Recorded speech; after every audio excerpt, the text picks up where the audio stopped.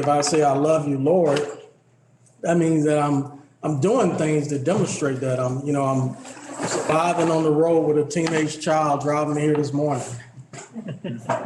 I'm drinking a little Coke that's not coffee to settle my stomach because he made me sick. True. But the point I make is this love, this action love that calls a person to do what God requires is not bound by what another person is doing. And, as we study 1 Corinthians, it's a very small chapter. It's in chapter 13, only has 13 verses, but within those 13 verses, it has a lot of key meaning. And if timing is correct, we will only get through 3 verses this morning, but we'll look at other portions of the Bible. But as we think about love, I like to just start with, how do you define love? And I'll just reach out to a few people, whoever that may want to offer some words. How do you define love? What do you define as love? Nick, please. Strong attraction that involuntarily puts the other person that you do love ahead of yourself. Okay. Basically, you're putting the needs of someone else above your own. Yep. Okay. That's great. Yes, sir. I think of what Paul wrote to the Corinthians again in the second letter when he said, the love of Christ compels me. And the fact that kind of love is something that is so deep-seated within us that it quite literally compels us to act, as you said earlier, right? Love being a verb. Well, it's the noun that compels the verb, right? Compels the action. And so however we might define it, it's something, while it's not always emotional, it can be, and I think in its fullest realization becomes emotional because of it, the way that it compels us to act on the behalf of others. I think that's a great point. And just adding to that, if you think about marriage, for example, and a lot of times when they have weddings, 1 Corinthians, above all, faith, hope, love is the greatest. And it kind of is that battle cry to that husband and wife to make sure you love one another, cling to your husband, cling to your wife, forsake your mom, your mother and your father, not, run from them or not respect them and love them and all that, but make sure that your husband and your wife are number 2, number 1 being God. But I think it's making that decision. I have decided to love this person in spite of. And I think that's something that human beings still have a struggle with, because God decided to allow his son to come to the earth because he loved us, but he made that decision. And if it was just based on pure emotions, maybe that would not have been carried out. One other person, and we'll kind of get into a few scriptures here. Anyone else? And don't, yes, ma'am. If you love somebody, or something that you're automatically associate with that person. I like to think about, I have an older brother, and he always says that in our family, you never guessed what you were going to have to do on Sunday. You were going to get up and you were going to church. He was going to come home and get a spanking because he misbehaved. And then mother would fry chicken. There was never a question about where we would be and what we would be doing on Sunday morning. It just wasn't discussed. Yeah. We knew if God's people were gathering, we wanted to be there. That's so true. I'm stuck on the fried chicken part. Yeah. That is so true. I was stuck on the misbehaving spanking part. I would probably take the spanking for the chicken. Yeah, I'm with you. That's an easy trade. You think about, it's a generation that's some our age, some older. It was just autopilot, what they were going to do on certain days because of their love for God. And the generation below us, is becoming even more challenging for that connection. It's like, how am I giving resources, time, monetary means, good attitude, all these things to a God I can't see, to people who I, only see sometimes on Sunday and maybe talk to here and there. And it gets really challenging. But let's turn over to Genesis chapter 22 for a minute. And we can say one or two things about Abraham, but one thing we can say is he was obedient. Genesis chapter 2 and verse 2, it says, he said, referring to God, take your son, your only son, and he specified that your only son, Isaac, whom you love, and go to the land of Moriah and offer him there as a burnt offering on one of the mountains of which I shall tell you. And I think when you look through the Bible, let's see, Troy kind of peeking.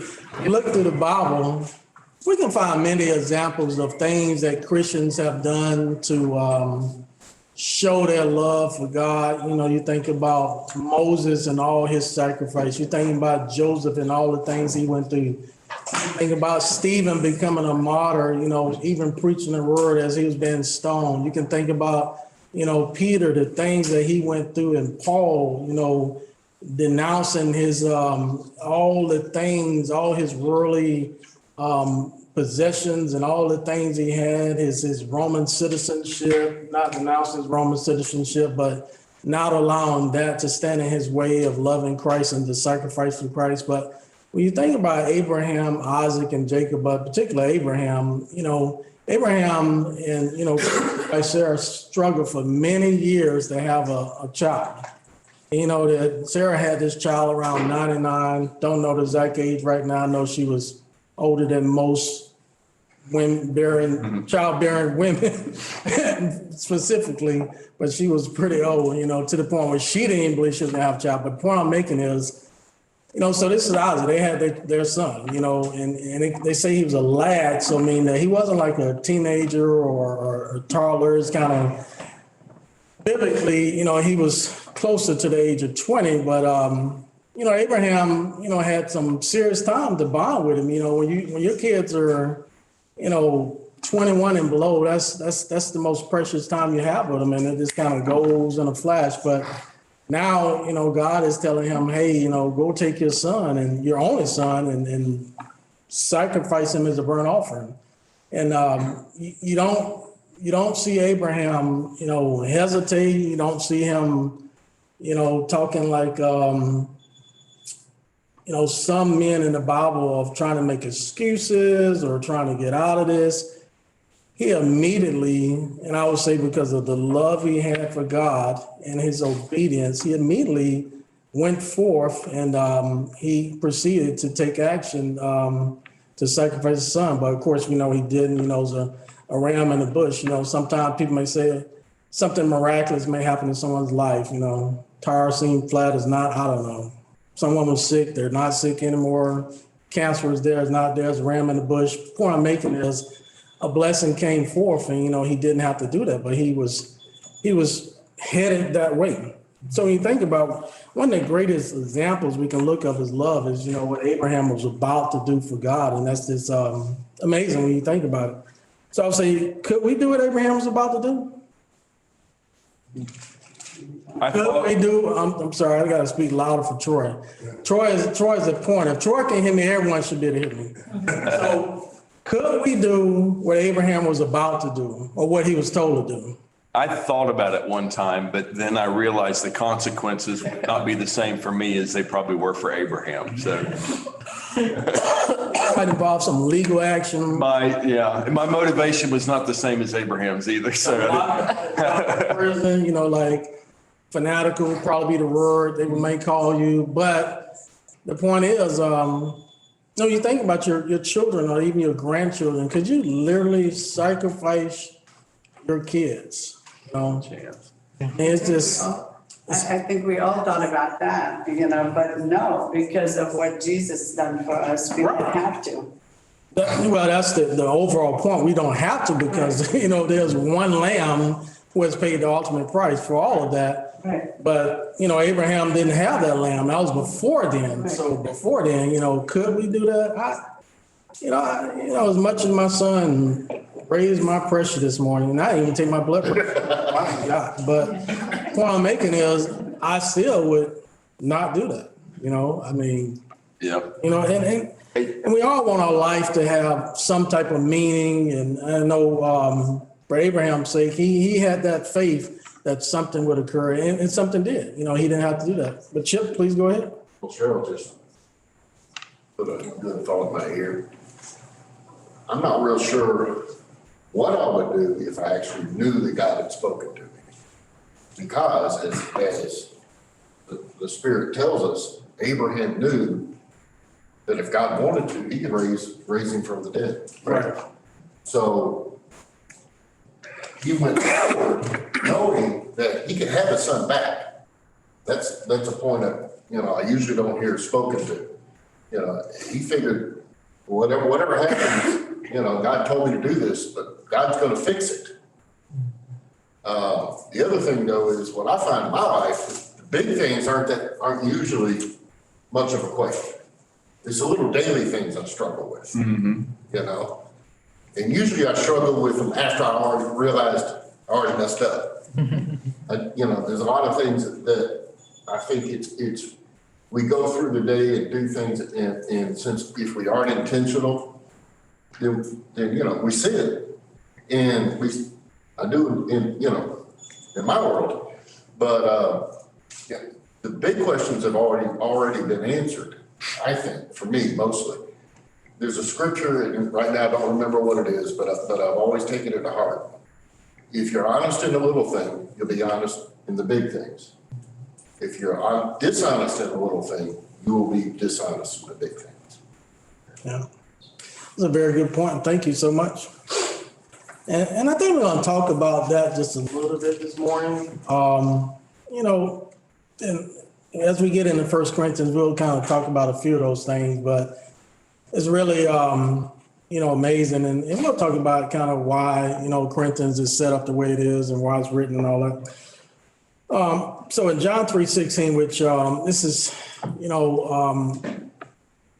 if people don't go to church, this is probably one of the most famous scriptures there is in the Bible, where it's, for God so loved the world that he gave his only begotten son, that whosoever believe in him shall not perish but have everlasting life. That's kind of one of those verses for like memory, but when you think about it, what mankind could never do, God did. He sent his son, not part of the way, not some of the way, but all the way to die. He felt that death, that cruel death on Calvary's cross, and he paid that ultimate sacrifice, and he died. And I mean, God felt pain. Jesus felt pain. He asked if this cup could be removed from me, but of course he couldn't. He had to, take that death. So I look over in the book of Luke, in Luke chapter 6 and verse 27. It says something very breathtaking when we think about 1 Corinthians. It says, "But I say to you who hear," me, you hear, there's a reason why we got 2 ears and 1 mouth, so we can listen more, hear more. But it says, "Love your enemies." And then it says, "Do good to those who hate you." I mean, so how can we do good to the ones who hate us, when we can barely do good 100% of the time to the ones we know and love? I don't have a great day at work. I come home. I'm probably not the most polite to my wife, who loves me, right? My kid does that one last thing, and that's it. That person on my job says that one last thing, and that's it. And these are people we know. So what happens when that stranger cuts us off? But the Bible is saying, love those who hate you. Can we just wrap our head around that for 1 second? Person literally hates you, but you're supposed to love them literally. Yeah. And then you think about love. And we'll talk about next week, we'll talk about love is. This week, kind of if I had to give a title, I'll say, I am nothing. I am nothing. And we'll finish what it says at the end, but it says, as a subtitle, I am nothing. Troy, did you have something you want to say? Yeah, I think that idea about loving those who hate you or loving those who persecute you or loving those who don't love you, that is an essential or a central part of Christianity. And I think that is one of the reasons why Christianity grew so fast in the first century, is because people did that. There was persecution, and the Christians did not hate those people that persecuted them. And they showed that, and that was just totally startling to the people who noticed. And that's what took people's notice. And I think that's why the church grew so fast in the first century, was because of that very thing. And so I think that if we are going to have the biggest influence on those people around us, our faith is going to have to be such that we do that. And when we do that, we will shine like stars. Right. You have to take the mighty high road. We have to be the bigger person. We have to, as what Chip was talking about, we have to be that Christian in the moment. When we're tired, we're not happy, we're not feeling well. Have you ever been to the hospital to visit someone who's sick, and instead of you cheering them up, they've cheered you up? Most of the time. Yep. They're there, being that Christian in the moment, giving you that love, something that you felt that you were coming to give, but you got. So let's get into one last thing. So Luke 6:32 says, if you love those who love you, what benefit is that to you? For even sinners love those who love them. So that's why we have to kind of go a step above. We can't just love the ones who love us. We have to love those who don't love us. But turning to 1 Corinthians chapter 13, finally getting there. So in Corinth, specifically, there's a lot of things that's going on in the church. And one thing that Paul is here, and he's teaching and preaching here, and he's basically sending this letter. But this church is made up of all kind of people. Older people, younger people, single people, married people, made up of people with social status, non-social status, people who are free, people who are not free. And he's speaking to a diverse audience here. And it's something about particularly chapter 12 and chapter 14, where these people are just all infatuated over being able to speak in tongues and prophesize. They're like, I'm the premier Christian. I know Greek, Aramaic. I'm all knowledgeable. You're a lower standard Christian because you're not as knowledgeable as me. So as we look at this book, Paul is a great for us in this age now, but he's not necessarily talking directly to us. He's talking to the people of Corinth, and he's telling them, if I speak in the tongues of men or angels, but do not have love, I'm only a resounding gong or a clanging cymbal. If I have the gift of prophecy and can fathom all mysteries and all knowledge, and if I have faith that can move mountains, but do not have love, I am nothing. So let's look at something for a second. So what if somebody got up, they started talking, and they were one of the most eloquent people we normally hear, and as they were speaking, not very loud, but you kind of heard something like this. He's gonna play again. All right.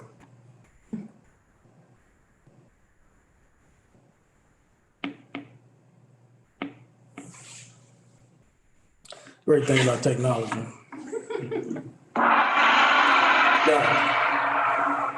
So they were talking, but you couldn't understand anything they were saying. Mm-hmm. So that means that person, they're talking and they got all these eloquent, they can articulate things. They don't speak like me. Their words come out very clearly, very articulate. It's dot the I, cross the T, but it just sounds like a gong. And the Bible says it's because they don't have love. They don't have love when they're talking. They can do all these things.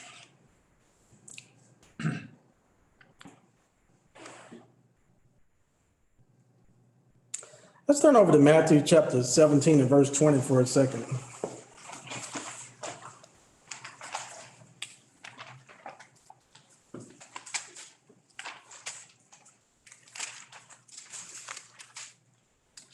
It says, and Jesus said unto them, because of your unbelief, for verily I say unto you, if ye have faith as a grain of a mustard seed, ye shall say unto this mountain, remove hence to yonder place, and it shall remove, and nothing shall be impossible unto you. So if we have faith to remove a mountain, you think about that much faith. But if I don't have love, I'm nothing. It really doesn't matter, you know? If I have the gift of prophecy and I have all this knowledge, but I don't have love, what does it really matter? Let me read in the Common English Bible, it says this right here. If I speak in tongues of human beings and of angels, but I don't have love, I'm a clanging gong or a clashing cymbal. If I have the gift of prophecy and I know all the mysteries of everything else, and if I have such complete faith that I can move mountains, but I don't have love, I am nothing. Such complete faith. It goes on to say, if I give all possessions to the poor and give over my body to hardship that I may boast, but do not have love, I gain nothing. You think about people that we term as philanthropists, which comes from phileo, you know, love of their fellow man. But you think about people who give away all these billions or millions of dollars, and hospitals are built in their name, schools, places of research to study various diseases. But, you know, from a human standpoint, when we look at a person such as that, we would think that person has great love for mankind. That's how we would measure that.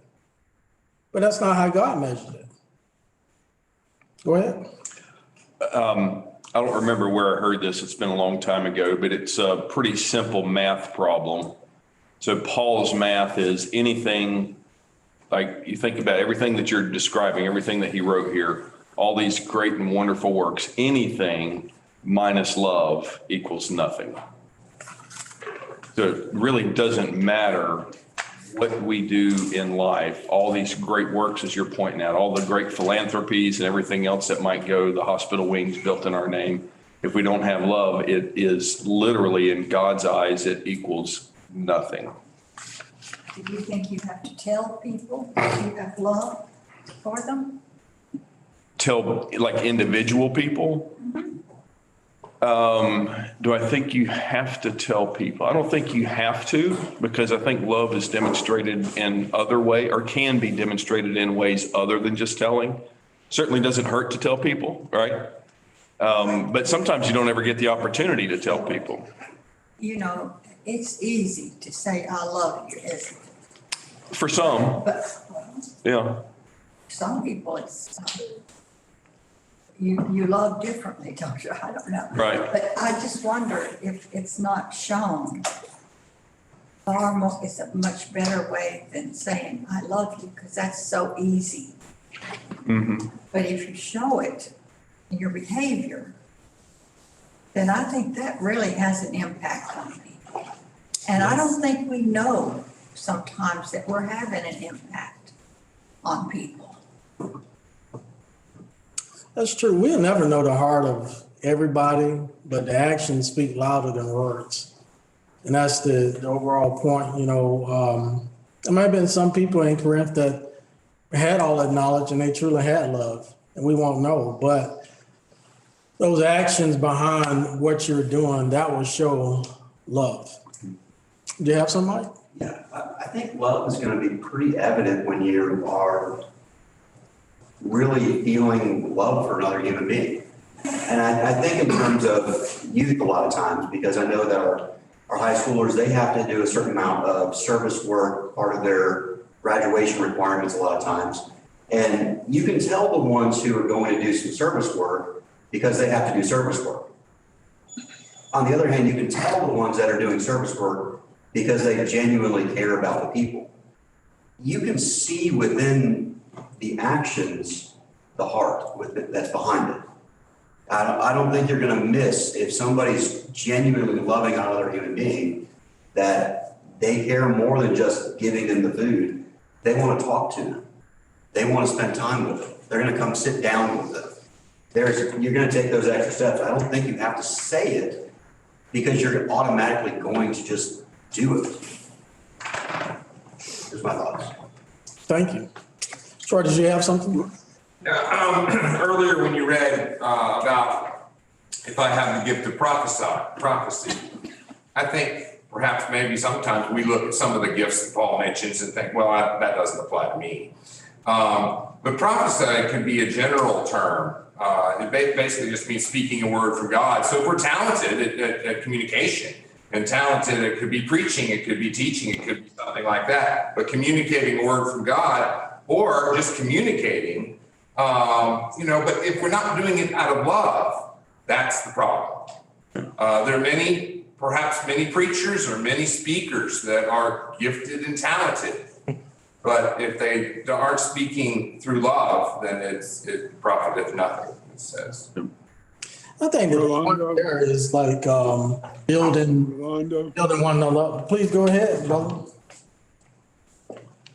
I think before we say something to someone, we always need to think about how we would feel if someone told us the same thing. So in other words, what is our heart when we say something to someone?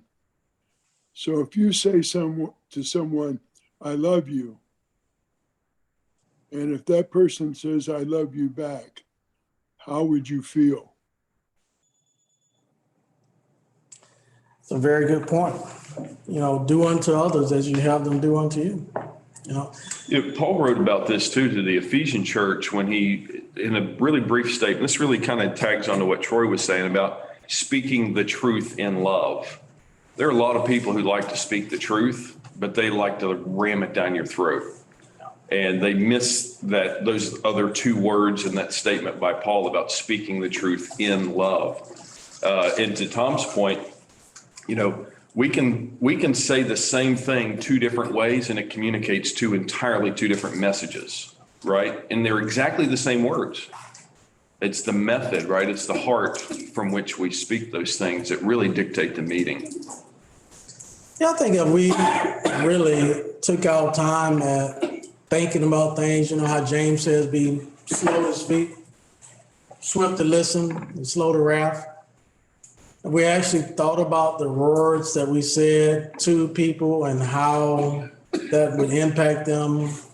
And if someone said that to us, how we would feel about that. But, we're so swift at that, that thought process. And sometimes we're not listening till we want to get our point out. And that point could sometimes not be the right time to say something. Sometimes we need to tell the truth, but it may not be the truth that a person needs at that given time. It may be something that has to wait for when they're in a different frame of mind or we're in a different frame of mind, whatever the case may be. Listening, the thing that keeps going over in my head and the saying is, are you just talking the talk or walking the walk? And in my eyes, Jesus did if we're to be like him in love and stuff, we do it because that's who we are, not to have our name out there. You're just how you treat people. If you love them and you love Jesus, you're trying to be kind to all and not have it about you. I think love is not about what I can get from it, but what can I do for you? I think that's so true. You think about, one thing that we don't really touch on a lot, and I think Troy kind of talked about, prophesizing, speaking in tongues and things of that nature. But, the thing about speaking in tongues, who can interpret tongues?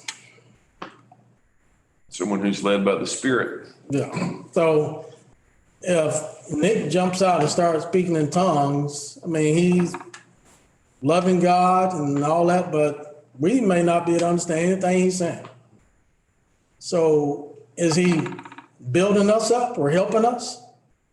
Now, if he started prophesying, he may build us up and help us out. I think the point of what the Apostle Paul is trying to say here is, you can speak in tongues, you can prophesy and all that, but it's the purpose of why you're doing that. Are you doing it to love your fellow man in the church? Are you doing it to build up your fellow brother? If you're not doing it for that reason, then, it's just all vain.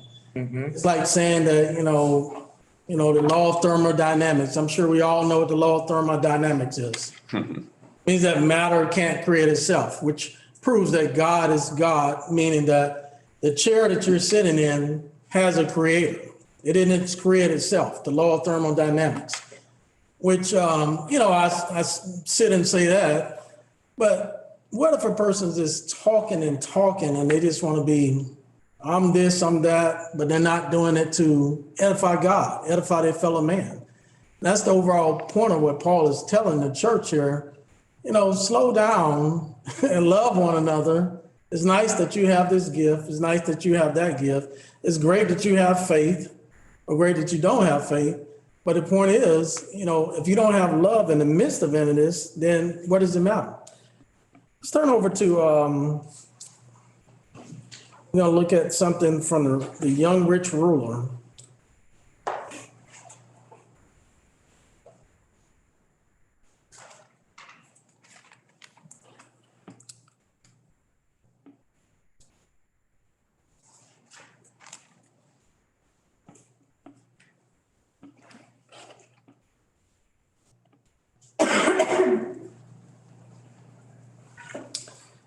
Let's turn over to Mark chapter 10, verse 17 through 27.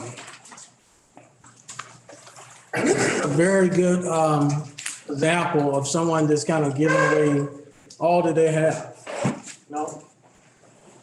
Mark 10, verse 17, it says, as he was setting out on a journey, a man ran up to him, referring to a man running up to Jesus, and knelt before him and asked him, good teacher, what shall I do that I may inherit eternal life? But Jesus said to him, why do you call me good? No one is good except God alone. You know the commandments: do not murder, do not commit adultery, do not steal, do not give false testimony, do not defraud, honor your father and mother. And he said to him, teacher, I have kept all these things from my youth. Looking at him, Jesus showed love to him and said to him, one thing you lack, go and sell all your possessions and give to the poor, and you will have treasure in heaven, and come follow me. But it says in verse 22, but he was deeply dismayed by these words, and he went away grieving, for he was one who owned much property. Now think about that right there. What if he would have just gave all he had away, all his possessions? But if he didn't have love, what does it profit him? You think about all the things that we accumulate in life. You think about the closets we probably got home that need to be cleaned out, the extra whatever we have, the extra TVs, the extra. All right, you're starting to meddle now, brother. This things. And we, once a year, we may take some stuff to the Salvation Army or Goodwill or do a guard sale, but the case is, but the point is, unless we're giving it away with the purpose of love, are we gaining anything? And that's what he's saying here. He's saying that, to the church, you have all these things and you say you'll give it away to the poor, but if you're not giving it away with the right heart, it's not benefiting you. The Common English Bible says, if I give away everything that I have and hand over my body to feel good about, and we'll go back to that, what have I done if I don't have love? I receive no benefit whatsoever. You think about, I mentioned Stephen earlier for a reason. Stephen, he was preaching the word of God, and I don't say it out of laughter. It's kind of like a really sad situation. He was prick in their heart. And, you know, they didn't want to hear what Stephen was saying, because when the truth is poured out there, you know, that type of stuff really can cut your heart. And Brother Tom chimed in earlier. He said, if we think about what we say to people and how you would receive that if somebody said it to you, how would you feel? So that kind of hopefully kind of put something in the forefront of our mind to say something like, maybe I need to think about what I say to people before I open my mouth, you know? But in this case right here, Stephen, he was a martyr, famous. You think about people, you know, I was recently looking at a movie, and I'm sure some of you are obviously fans of James Bond. Got to be Bond fans everywhere. But 007 I was looking at, and this last movie, I literally shed a tear. Because if you don't know it, I hope I'm not ruining it for it's an older movie now, so I'm gonna ruin it. He died. But the way he died was he made sure everybody made the safety, made sure the world was safe. And as the missiles came in, Bond was there to take it like a man and, you know, get the missiles in and make that iconic view, that look, you know, 007, debonair man, and he died. So, but everyone's not going to die like that. You know, it stars in Langley at the CIA headquarters of members of the CIA who have died in all kind of different places, and you'll never know the story. You know, there are military members that die all over this world, and could be training, could be some mission, you'll never know that story. But the point of what, you know, he says, hardship that I may boast. Imagine someone saying, hey, you know, don't kill on those people. Just take me and you know, I'll be the sacrifice for everybody. You go and do that, but you do it without love, it doesn't mean anything. So you can feel good about what you've done. And that's not the purpose. The purpose of every single action, if it's done without having love in your heart, the purpose of your heart, then it's meaningless. So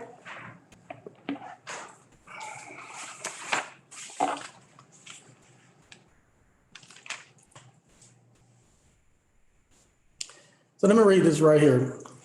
Even if I lay my life down in dramatic martyrdom, apart from love, it is of no profit. Normally, no one would doubt the spiritual credentials of somebody who gave away everything they had, given to the poor, gave up their life in a dramatic martyrdom fashion, but those are not the best measures of someone's true spiritual credential. Love is the best measure. And only God knows an individual heart. There's no way, you know, if we were mind readers, then I don't know if we'd be married. If we were mind readers, I don't know. I don't know if we would, you know, obviously be friends. You know, I called Gary once in a while, hey, Gary, I can't make it up to church. Can you do this for me? You know, and Gary said, well, I read your mind last Sunday, Rondo. I ain't like, we should thank you. I don't know, but the point is, you know, God knows every man's heart, and he's the one who's doing that measuring stick. You know, it's like it says, you're weighed in the balances and you don't want to be found wanting. You know, only God's going to know that.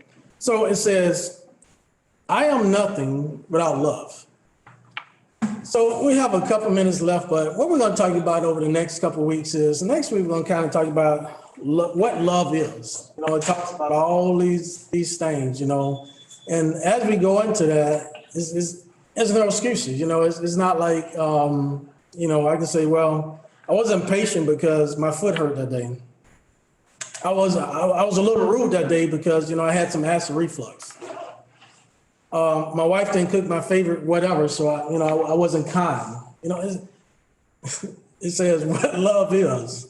It doesn't put like circumstances on why we didn't do what it says. It says, you know, this is what love is. So that's what we're going to kind of talk about. And then we'll kind of go to the end and kind of finish some things. You know, there's been a lot of great men who use the scripture in the Corinthians. You know, when I was a child, I spoke as a child, but when I became a man, I put away childish ways, you know, all those things, you know.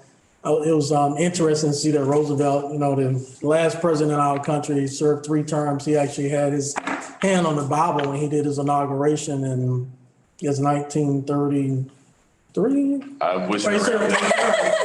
I mean, he died in 1944 because, you know, we dropped the bomb in 1945. So the point is, you drop bomb? It's a history lesson today, but the point is 12 years that he would have served and he didn't finish that last term. But he had his hand on the Bible in 1 Corinthians 13 when he did his inauguration. So, you know, people try to have that, you know, in the forefront of their mind, things like that. But we'll go through those things and we'll talk about what love is next week. And, you know, I really think that the biggest thing that we can take away from all the squawking I've done this morning is if you put a mirror in front of one's face and you read 1 Corinthians, there's some shortfalls. I know I have some shortfalls and maybe you don't, but that's what the Bible is there. It's a lantern unto our feet and a light unto our path. You know, that's what it's trying to, it's to wake up and say, hey, you know, this is God's definition of love. It's not, you know, your definition of love. Our definition of love is good. It means something, but it's not what God defines as love. You know, love is a noun, but it's an action. It's a call to action for us to act a certain way, treat people a certain way, say a certain thing, you know, and do all those things. So I hope you've gotten something out of this. I do apologize. I will say up front, you may hear some of this in the Lord's Supper this morning. This a small piece. It was long. So, you know, like most teachers, sometimes they merge things, but it'll be a portion of this in the Lord's Supper. So don't fall asleep. It's all about Jesus, please. But I do apologize. I thank you for your time, and we're going to. I think this is worth hearing twice anyway, so you're good. Thank you so much. Thank you.